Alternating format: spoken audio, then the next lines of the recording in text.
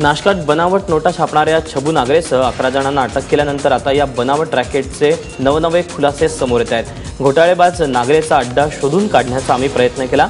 राष्ट्रवादीचा पदाधिकारी असणारा छबू नागरे तब्बल 200 कोटींच्या छपाईचं टार्गेट ठेवून होता, अशी धक्कादायक माहिती यातून समोर आली। मात्र नागरेचे काळे मनसुबे पूर्ण होण्याच्या आत 85 कोटींची डील होत असताना नागरेच्या मुसक्या आवळल्या गेल्यात। बनावट नोटा मार्केटमध्ये आणण्यासाठी नागरे आपल्या ॲक्सिस मायक्रो फायनान्स पतसंस्थेचा वापर करत असल्याचाही संशय। दरम्यान नागरेवर देशद्रोहाचा खटला दाखल होण्याची दाट शक्यता आहे। सांगलीच्या खानापूर जवळ 17,66,000 रुपयांची रोकड जप्त करण्यात आली। स्विफ्ट गाडीतून ही रोकड नेली जात असताना पोलिसांनी कारवाई केली।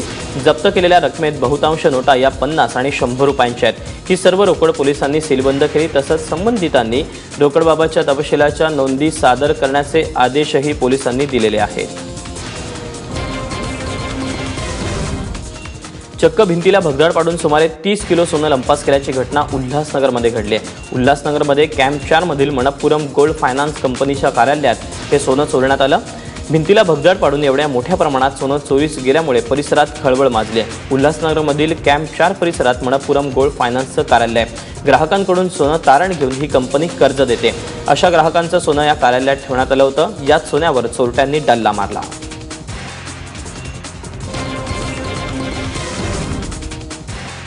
अमरावतीमध्ये युवासेनेच्या कार्यकर्त्यांनी अपक्ष आमदार रवी राणा यांच्या कार्यालयाची तोडफोड केली। शिवसेना खासदार आनंदराव अडसूळ यांच्याबद्दल रवी राणा यांनी अपशब्द वापरल्याचा आरोप युवासेनेच्या कार्यकर्त्यांनी केला। अमरावती बडनेरा मार्गावरील रेल्वे उड्डाणपुलाचं लोकार्पण रवी राणांनी केलं। त्याच दिवशी खासदार आनंद अडसूळ यांनी हा पूल वाहतुकीसाठी सुरू केला। त्यानंतर आमदार राणा यांनी पत्रकार परिषद घेऊन अडसूळांबद्दल अपशब्दाचा वापर केला। याच्याच निषेधार्थ राणा यांच्या बडनेरा येथील कार्यालयाची तोडफोड करण्यात आली। नाशिक कारागृहात मोबाईल सापडण्याचं सत्र सुरूच आहे। बॅरेक 5 आणि 8 मध्ये आणखी 8 मोबाईल सापडल्यानं खळबळ उडाली आहे। जमिनीखाली आणि छतावर बेवार स्थितीत हे मोबाईल आढळून आलेत। नाशिक रोड कारागृहात गेल्या महिनाभरात तब्बल 40 मोबाईल सापडले। धक्कादायक गोष्ट म्हणजे मोबाईल वापरणाऱ्या कैद्याकडून अधिकाऱ्याला मारहाण करण्यात आली। शनिवारी ही घटना घडली। मोक्काच्या गुन्ह्याखाली कैद असलेल्या वॅन्सिल रॉय मिरिंडा उर्फ मॉन्टीच्या हालचाली संशयास्पद वाटल्यामुळे बाबर नावाचे अधिकारी त्याची झडती घ्यायला गेले। त्यावेळी मॉन्टीनं त्याच्याकडचा मोबाईल फोडण्याचा प्रयत्न केला। एवढंच नाही तर बाबर यांना मारहाणही केली।